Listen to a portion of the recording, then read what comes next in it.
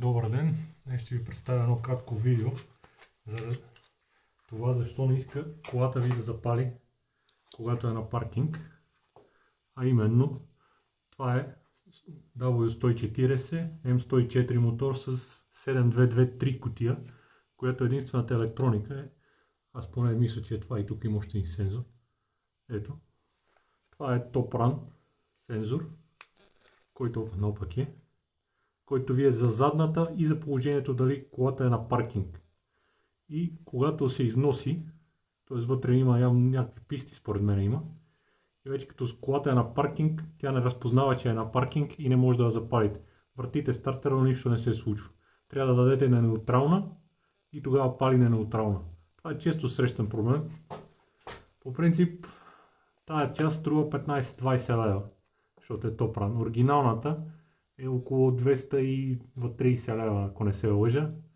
И я слагате и я забравяте. Аз това го сменявам сигурно за трети-четвърти път, но за 15-20 лева мисля, че не е проблем.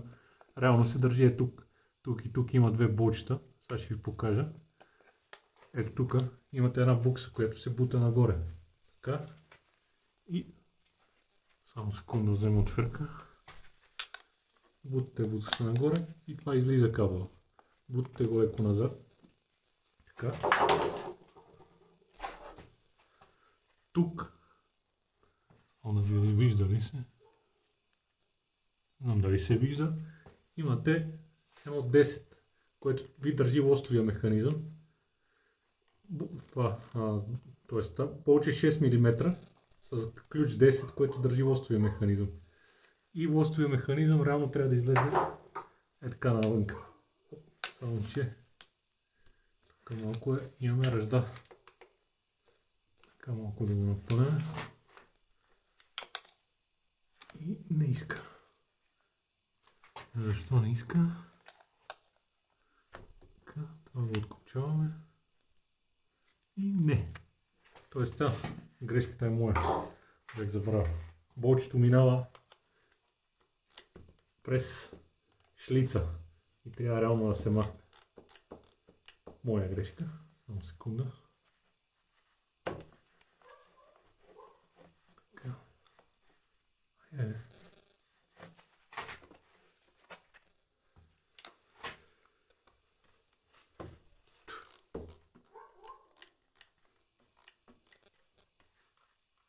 Ето, махнахме грейката. Има шайба, внимавайте да не я изпуснете, да изгубите. Ето, получи шайба. Сега махаме лостовия механизъм, го издърпваме навънка, който е самия, това е реално лоста от колата, който движи напред и назад. Така, само че тук имаме доста ръждица, защото не съм слагал медна грес. Така, сега взимаме една трещотка с ключе с вложка 10 и имате две блочета. Едно отляво и тук горе вдясно още едно. Ако мислите, че ви е трудно, кутията може да се хлави отзад от тампона и да се пусне леко надолу. Макар че аз не виждам смисъл. Малко е по-пипкаво, става. Не е нещо, което да не може да се справите с два пръста.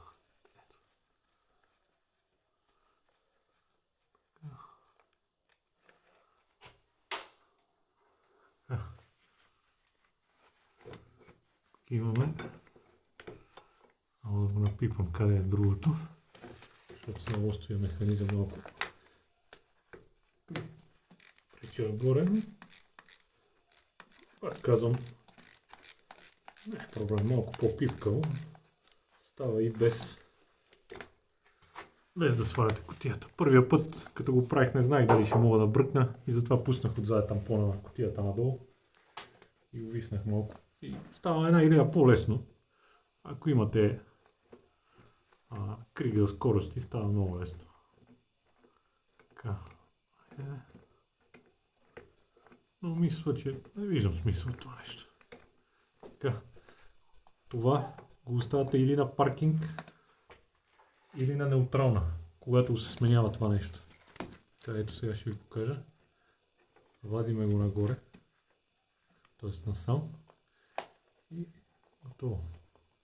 То реално не влиза в кутията. Има значение това в какво положение, затова го запомнете. Ето, това е самото лошче, което дава сигнал тук. Сега, ето го, това е старото, това е новото. Сега ще се опитам. Те горе-долу са в едно положение.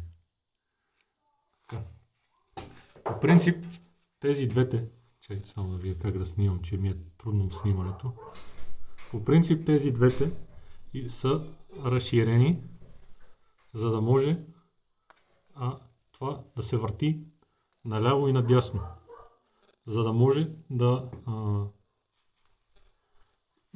да се нагласи задната. По принцип, ако не ви свети задната, завъртате го леко по болчетата и вече това лошче обира хода тук и задната почва да свети. Защото ако го сложите както ви дойде и включвате задна и самото задна не свети, трябва да го дадете малко още примерно към неутрална и тогава почва да свети задна.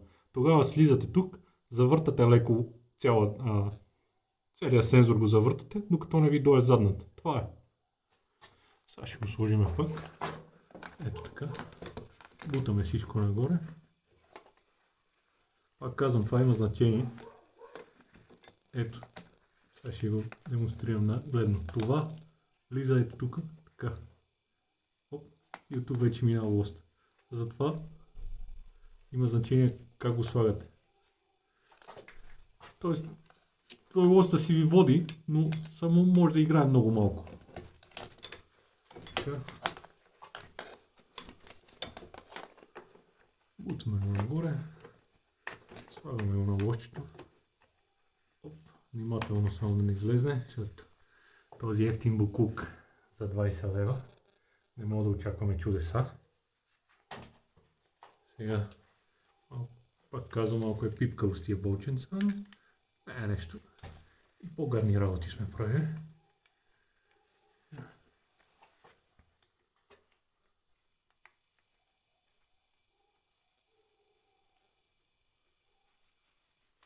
Навиваме едното.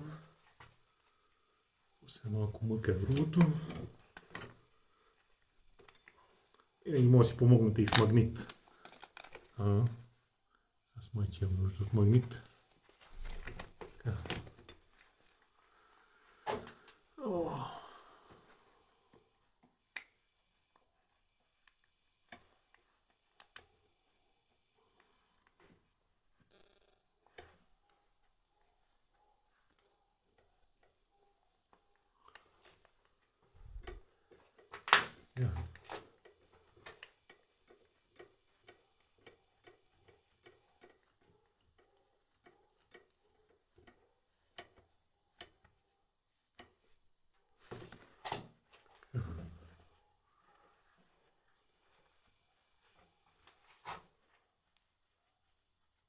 Това нещо важи за всички 723 кутии.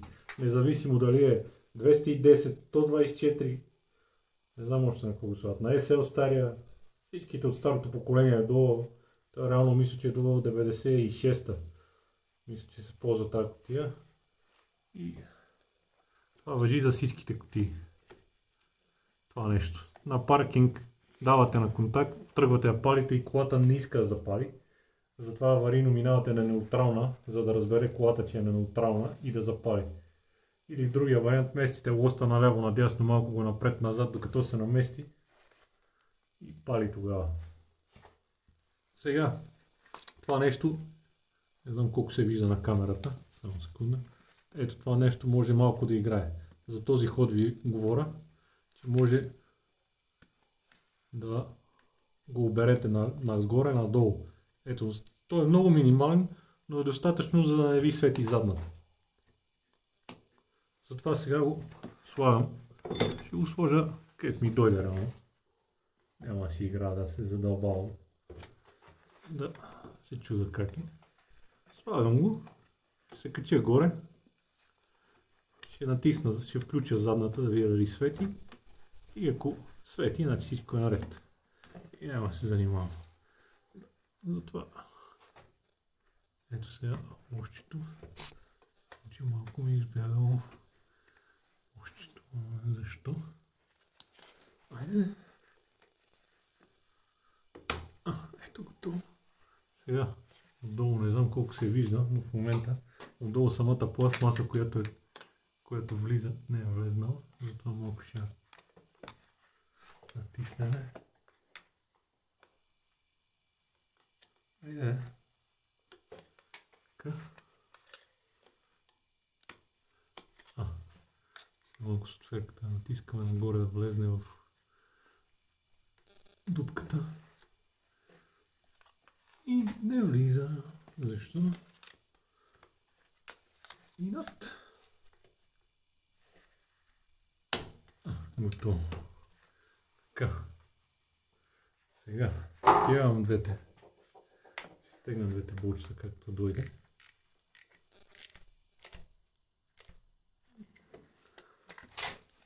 Така. Стягаме едното с другото. Да, тук не трябваше да го стегам това. Това са не мога. Добре. Ето един съвет.